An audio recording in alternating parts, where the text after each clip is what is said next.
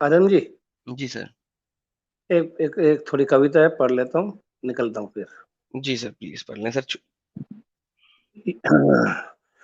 तू पढ़, भले ही तेरे घुटनों में दर्द है, फिर भी तू पढ़।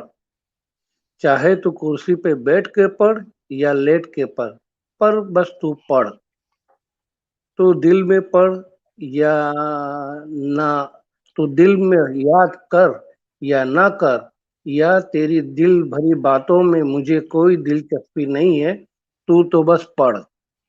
सुबह की नींद से तेरी मुझे क्या मुराद, या भरी धूप से मुझे क्या काम है। तू तो बस पढ़। मैं नहीं जानता तेरी मसरूफियत को, तुझे जन्नत चाहिए तो बस पढ़।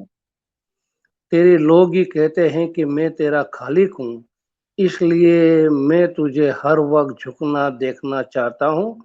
इसलिए तू पढ़। तुझे मेरी जबान समझ में आए या ना आए, तेरी जुबान का तर्जुमा कर फिर पढ़। अब बहाने मत बना कि मैं नहीं पढ़ सकता। मेरे हबीब भी पढ़ना नहीं जानता था, फिर भी मैंने कहा पढ़।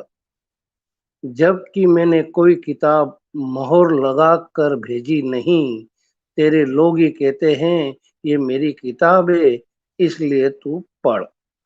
जन्नत और हूर चाहिए या अपनी बीवी से आजादी और रंगीन हसीन सपने, इसलिए तू बस पढ़। फर्ज इसलिए कहा कि तू मुझे भूल न जाए, सिर्फ इसलिए इस सिर्फ इसलिए सबसे बड़ा गुनाह किया, मजहब के बाजार में तुझे और कोई खुदा पसंद न आ जाए, इसलिए तू मेरे सामने झुक।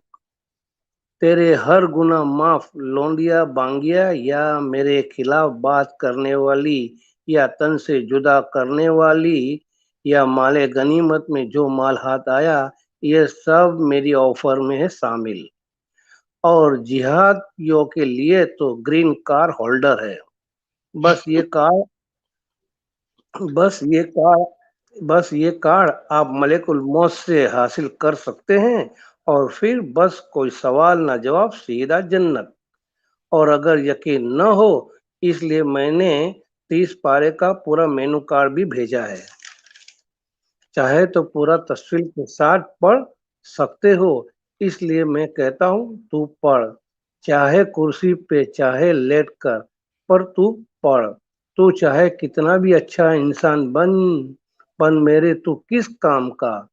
मैं तो बस तुझे झुकना देखना चाहता हूँ, इसलिए तू बस पढ़। वाह सर, वाह।